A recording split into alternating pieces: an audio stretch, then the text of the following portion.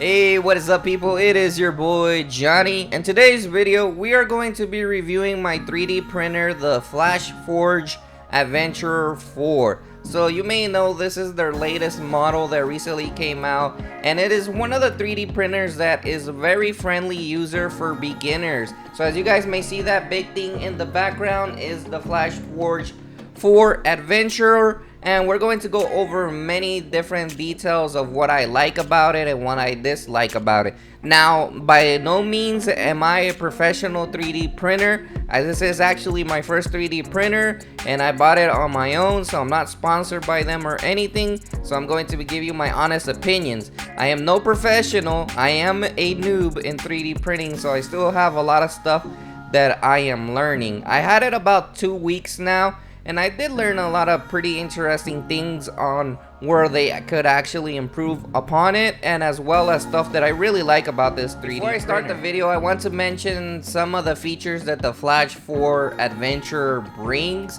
So I'm going to go off of their website and what they claim. It claims that it has auto leveling platform with an aluminum base, magnetic removable build platform, remove printed objects within 5 seconds, quick release nozzles with ultra fast heat up, compatible PLA, PETG, ABS, PC, PLA, CF, PETG, CF, and compatible with Flashforge 0.3 mm and 0.4 mm and 0.6 mm nozzles. Fully enclosed printing chamber with a HEPA system filter, and manages series of adventures of 4 3D printers remotely for ultra efficiency with high output, scale up, or do your production at will. So those are some of the features that it does claim, and I might go into detail later on in this video when I show the device itself, but those are just one of the stuff that I wanted to show you guys. I also wanted to say that it does go to 265 on the highest temperature in a nozzle for this machine. So I know that some people who do a lot of carbon fiber want 300 in temperature, so that may be something that not many people may actually like about it. But for a beginner, this is the printer that I chose because I felt that I was probably going to learn how to use it more and 3D print as well. So one of the things I want to mention is what it brings inside the box. I personally already unboxed it, so I cannot show you an unboxing video, but I will tell you what it brings. It brings the 3D printer, a red filament, which is awesome. It's included free when you buy it, a power cable, an after sale service card, and a user guide. It also brings the 0.465 nozzle equipped. It also brings extra nozzles. I don't know about you guys, but mine brought all the nozzles that they sell. All their accessories were included with this 3D printer. It also brings a screwdriver, an unclogging pin tool for your nozzle, an Allen wrench, grease, a USB stick, leveling card, and a filament guide tube joint. These are stuff that I don't really know what all of them are for, but they were included with the 3D printer. But either way, just to start off the video, this 3D printer is pretty straightforward. You don't have to build anything like other 3D printers out there. You just plug it in, you put in the filaments, and you're ready to go. So I'm gonna go ahead and start talking about some of the stuff in the beginning on what I actually think about the 3D printer. So I'm going to be showing you some of the features that this 3D printer has, and basically how it works and the stuff I like about it that are really good for this 3D printer. So as you guys may know, I was already printing out something in here, and I'm going to show you guys how you remove the magnetic plate. As you guys can see right here, it's actually pretty easy to remove the magnetic plate. All you have to do is basically lift it up and it comes right out. And as you guys can see, I already removed a print that was pretty easy to remove out of the magnetic plate. So one of the things that I want to mention before I go further ahead is that if you're not experienced, you can actually make a lot of significant damage to your magnetic plates. I mean, it still works for me, but personally, since I didn't know how to level, you're gonna want to learn how to level with this machine because it's pretty easy to level. But at the same time, they claim that it was like a auto leveling system, which is true to a certain extent. It's not entirely true. You still have to do some leveling with this. Adventurer 4, which I'll show you later in the video. So as you guys can see, the magnetic plate goes inside, and we're gonna go ahead and go over the features that this machine has. So one of the things that many people saw about this 3D printer was the touchscreen. The touchscreen is definitely one of the things that was a major thing for this 3D printer. But I have to say, this touchscreen can be a pain sometimes, especially when putting your Wi-Fi password. Trust me, there's been people who have not been able to, for some reason, to put in their Wi-Fi password, but you can put it on there. The only thing is that the touchscreen sometimes clicks on a different letter, so you have to be very careful when putting in the Wi-Fi password, but it does work. And as you guys can see right here is where the USB goes as well. You can transfer model files on there and it saves it onto that, or you can also do it through the Wi-Fi. Also on the sides over here, guys, basically this is where you put the filament. As you guys can see in this little corner right here, you gotta put it in the same direction that I put it, like that. And as you guys can see over here, they have the little thing that goes up and it lines up well. And it's pretty easy. So we're gonna go over some of the options that this 3D printer has when you are going to be using it. So one of the first things that when you get this 3D printer, you're always gonna wanna level it. I mean, you have to level it because it's one of the mistakes that I have done when I personally first got it. You have to make sure you level it correctly, because if you don't, then you're gonna get a bad print, and possibly you're gonna ruin your magnetic removable plate, which I feel like I did, because I didn't know how to level. So once you open it, it will give you the option to maintain, and you're gonna see the calibration process. Basically, it brings this little thing that you can put on the nozzle, and then the nozzle will go down on a 9-point leveling system. As you guys can see, it's prepping itself, and as you guys can see, it's moving around, and you just wait. It takes quite a bit of time, to be honest. I'm not even gonna lie. And one tip for beginners is that I always recommend you put either a paper sheet or go ahead and put one of these little leveling things. This should be included with your 3D printer, and basically you want the thing to get a little bit of resistance. Right now I think it's perfectly fine how I have it on mine. Basically you can adjust the settings. You can make it like to be more harder on the surface. I think 140 is good on that. Just make sure that it has a little bit of resistance. You don't want to force the leveling part to be like super hard to move this little paper or this little thing that I have here, this leveling thing. You don't need this. You don't need to use this leveling thing, but you can. You could also use a paper if you want. And basically it goes to different points, and then it tells you if you want to continue the auto leveling, and it'll move into a different point. As you guys will see right here, it moves to the 9 points. I believe one is in the middle, left, right, bottoms, and 3. Basically on 3 on each side, it will allow you to calibrate it to your needs. So that's one of the things with leveling. I think I already have it leveled pretty fine, so I don't think it needs any more leveling. It also has the option to change your extruder, and then each package that you buy, it will tell you what temperature for that nozzle that you're going to use. So always make sure to change it every time. Maintain basically just gives you stuff to how to maintain, gives you a log. You can upgrade as well. So if you're connected to the Wi-Fi like I am, it'll check for a new version of firmware. For some reason it hasn't really had any new versions, I believe, so I don't think that will be necessary. Other stuff, it allows you to preheat your extruder and platform. as well, so it works pretty well. So it goes all the way to 265. Here you can change and unload your filaments. Basically changing it, it'll unload it for you. It'll make all the filament that's inside of the nozzle and through the tube.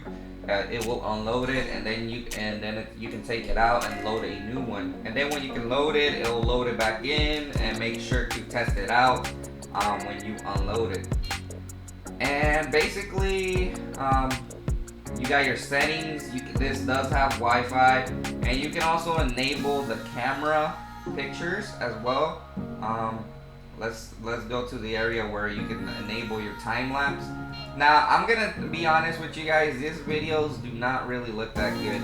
I printed out, as you guys can see. You can actually play them there. It's really low quality. That's the camera that's inside of the 3D printer, which I believe is over there. You can't really see it in the dark. Let me turn on the flash. This is the camera, and I have to say that it really is not recommended. I don't know. I don't really like the way the video looks on this. As you guys can see, it's really low quality in my opinion. So it's not that good. Alright, so those are some of the stuff. Make sure to enable your pictures if you want to, and you can transfer them via USB every single time. It gives you the option, for example, gives you the option down here to transfer it. As you guys can see, the touchscreen ain't really that good. It works, but it's not super good. Also, the local files, you can do it on USB. As you guys can see, I have a lot of different files here that are in the USB that I can go ahead and print. For example, this button, I can go ahead and build it. It tells you how much PLA you're going to be wasting, so it's pretty good for that option. Overall, the interface is pretty good on the device. Just gotta get used to it, and I think the hardest part will definitely be with the Wi-Fi. I've noticed that this machine has actually had several Wi-Fi issues when I've used it. So I don't know if it's gonna need a software update in the future, because it does indeed have several Wi-Fi issues from time to time. Like, for some reason, it may disconnect itself, or sometimes it won't connect well. So I don't know why to the computer. It probably doesn't have the best Wi-Fi board, but for the most part, it does work. And yeah. So as you guys can see, I'm going to show you some of the stuff that I printed out and some of the issues that I have encountered with this 3D printer. So I wanted to show you guys a couple of the 3D prints that I have made, which have came out in pretty good quality. This is probably my best one. As you guys can see, this is the Frontman's mask from Squid Games, and I gotta say the quality of this one was really nice. I did get some stringing. I don't know if it's because of my PLA that I left it out too long and it probably started getting some stringing, but overall the quality print was pretty nice on this one. And this is my other Squid Game one, which was the mask for Squid Games, which this one took a lot of PLA filament, but it actually did pretty well as well. I know it needs some sanding, but I sprayed it with a spray paint, but it still looked like it came out pretty decent, and I like the way it's pretty sturdy actually. However, I think it definitely needed to be less PLA on this one, but it was alright print. It got some stringing as well. And this is the latest one that I'm doing, which is another Squid Games mask, but this one is a different version, and as you guys can see, the supports there are pretty easy to take off, but it did work on this 3D print. And I also attempted to do some Pokeballs. I had a lot of failures basically with the supports. The supports sometimes really do ruin your 3D prints, but I think I managed to get them. I think this one is a failed one, but as you guys can see, it did a pretty good job and it's pretty smooth. And this is for this another part of another Pokeball thing that I was doing, and it came out pretty decent. And of course, I printed out a Benchy. This was actually my first 3D print on this Benchy, simply because it was one of the first things that I printed on the 3D printer. As you guys can see, it came out decent, and this is with bad leveling, because when I first started out on this 3D printer, I had bad leveling, but you know, it came out pretty good. I had a little bit of stringing, which was not that okay, but it didn't look too bad on the print itself, so I just had to remove it.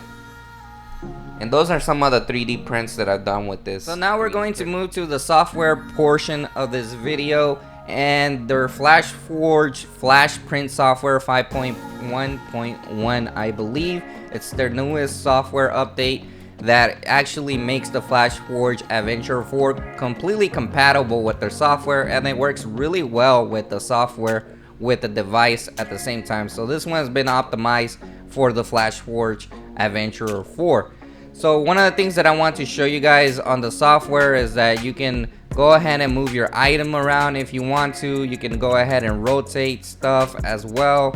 You can go ahead and adjust your items when you rotate them. Personally, for this mask, I'm gonna rotate it that way. You can also scale your mask or certain items, your models as well, and it does a pretty good job of scaling them as well. Now we're gonna leave it at 100% because I don't want to do any modifications to that model. You can cut. I personally haven't used the cut feature. The reason I haven't used it is because I haven't needed to at the moment, but you can also do that, which is pretty useful for anybody that's trying to separate their 3D prints and then glue them together. And it also has supports, and I personally really do like the support feature on this 3D printer because it does a really good job of adding supports. As you guys can see, this is basically what you want to have for the most part on this 3D print. You want to have these supports in these areas like this. It helps the print come out better. So yeah, the 3D print helps it. This is definitely how I would add my supports. I know that some of them got really weird for some reason on the sides. You can always just remove them or add them manually. But anyways, I do like the way it does have its supports, and I think it does a pretty good job. So let's go into other features. Many people are wanting to know. It's really easy. If you have your 3D printer connected to your network with Wi-Fi, the software will automatically detect it. Now, another thing people are definitely gonna see is that they have a expert mode and they have a basic mode. Basically your standard, I wouldn't use it. I would rather use the expert mode if I were you. When it comes to slicing the 3D print. So I'm gonna show you guys on the screen right now where you guys can see when it comes to the slicing part. I don't know why it didn't show it up on the screen, but I'll show it to you guys right here. So we're gonna go ahead and switch into the expert mode, and I have to show you guys what it looks like. I don't know why it's not showing up on there for some reason, but okay, we're gonna go ahead and switch it back to the slicer so you guys can actually see the settings better, what you can do on here with your 3D print. Alright, sorry about that, guys. Technical difficulties, it happens. But anyways, here we go. So you guys can see the slicer software. You have basically the PLA or the settings that it recommends, and you have your Adventurer 4 or machine type depending on what machine you have. You can have your temperatures that it recommends, which personally these settings that work fine for me. And you got your layer height, your speed, your first speed print, your first layer, your shells, and everything. You can basically do what pretty much every other software does. Your fill density as well, your infill, your supports, your raft. If you want a raft, many people don't really use the rafts, but if you're a beginner like me, I think it was really useful for me in the beginning to use rafts so I could get my first 3D print not to come out bad. It ain't necessary once you start experiencing more of the features of the 3D printer, or you start learning more about 3D printer. You probably won't need the raft, but personally for a beginner I would just leave it there it did help me on the long run with the beginning prints that I did, because I was a complete noob. And basically you slice your software, you slice your 3D print. I know it kind of went crazy again, which we're gonna go ahead and switch into the main part again, which is the software, where we'll be able to see everything on the software again. So yeah, I don't know what's going on. My windows are acting completely crazy. But anyways, it lets you see a slice preview of everything, as well as you guys can see your RAF, your supports there. It tells you the structure details, and it even gives you an estimation of how long it might take to 3D print this as well. You can locally save your file to your PC, and you can put it on a USB and put it on your 3D printer, or you can send it to your 3D printer. I will be showing you in the next portion of this video on what it's like to use your controls from your computer of your 3D printer as well. Alright, so I actually wanted to show you guys a little bit more of the software side of the 3D printer and how it works when you're connected to the Wi-Fi and or internet.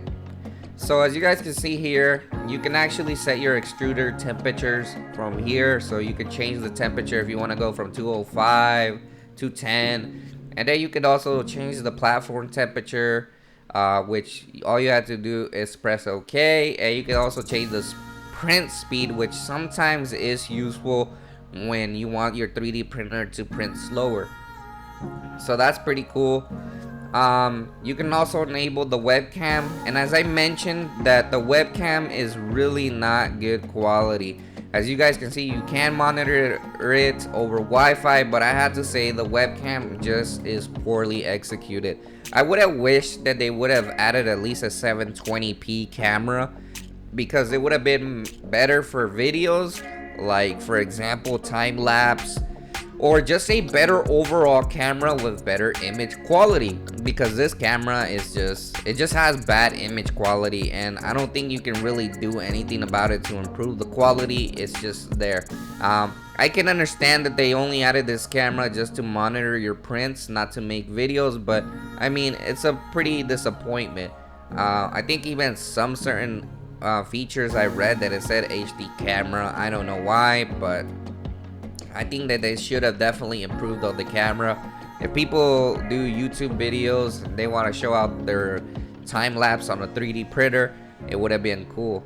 However, you can always add your own custom camera on Octoprint later on, but you know, it was just a missed feature. Octoprint is something that personally I feel you had to do a lot of extra additional steps to set it up.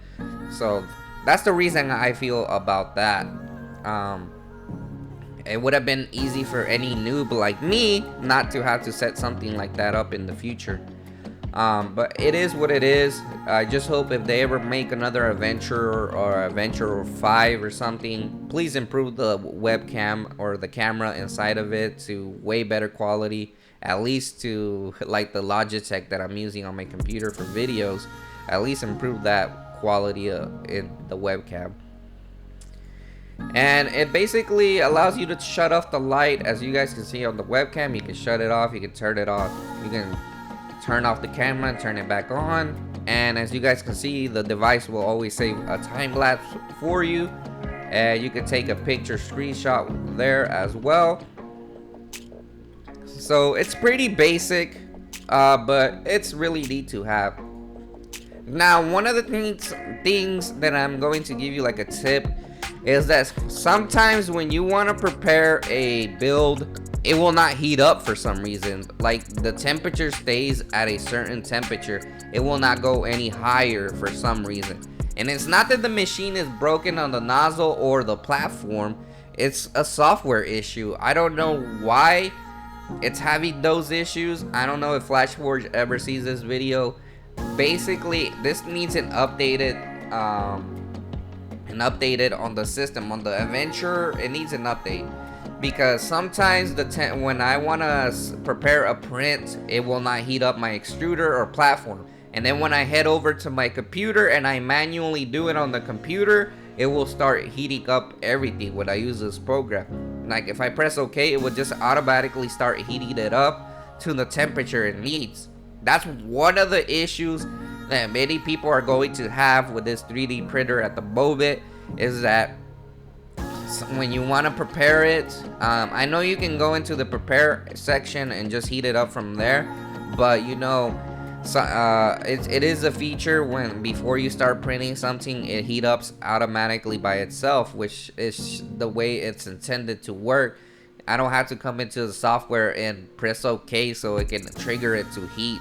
That is an issue that I had. I don't know if other people had this issue, but I have had that issue. Coming to the conclusion of this video, I want to give my honest opinion on what I thought about the Flashforge 4 Adventurer and if you should purchase this 3D printer. One of the things that I definitely have to mention in this video is that this 3D printer is really good for beginners, for a classroom setting, but basically beginners. I'm a 3D printer beginner person, or somebody who just started 3D printing, and I have to say it's been a really easy experience in learning a little bit more about 3D printers. And I don't really have the professional experience as other people who do modeling, of 3D modeling and stuff like that. But in terms of wanting to just 3D print stuff for fun, I have to say that it has been a quite easy experience with this 3D printer, and I haven't really had any issues with it at all. I learned a lot, and hopefully if I ever decide to buy another 3D printer, maybe I will have already came in and learned a lot of stuff from this 3D printer that I can apply to another 3D printer that's more advanced. And I think it's definitely, if you're looking out for a printer as a beginner, I would either recommend this one, the Flashforge 4, or the Adventurer 3, which is the previous model. Now, the reason I chose the Adventurer 4 over the 3 is because this one had a bigger build platform, so basically I could print items more bigger, and the Flashforge Adventurer 3 is just really small on the build plate. That's why I didn't buy that one. On this one you can print out some full mask if you wanted to. And I know it's not the biggest build platform, there are other build platforms which are way bigger than this one, but I felt like this one suits my needs and I was able to print the majority of the stuff on it. And that's the reason why I chose this 3D printer. Now, do I think the price needs to come down a little bit? I think it's definitely should come down a little bit. Maybe in the 600 range. It would be a little bit more for the wallet. It's $800, believe it or not. That is a pretty pricey machine for a hobby, and it can tear away people from coming into the hobby. But however, there's a lot of other 3D printers out there that you can learn from, but you have to probably learn more from them and it'll be a harder experience. Like I mentioned, this is good for beginners. This is the full package that you can learn as a beginner. Like, you will not have that much issues in getting a decent 3D print off of this 3D printer. I'm a beginner and I really learned really well with it. However, yeah, the price is pretty expensive, but I would still recommend it for anyone who's looking for something where they just want to plug it in and start printing right away with a little minor learning. You don't really have to learn that much to 3D print on this one. So yeah, I think that if they do a couple of the updates that I mentioned in the video, for example, fixing the filament heating, the extruder heater, and the platform when it needs to heat up, I think that would make an improvement on this as well.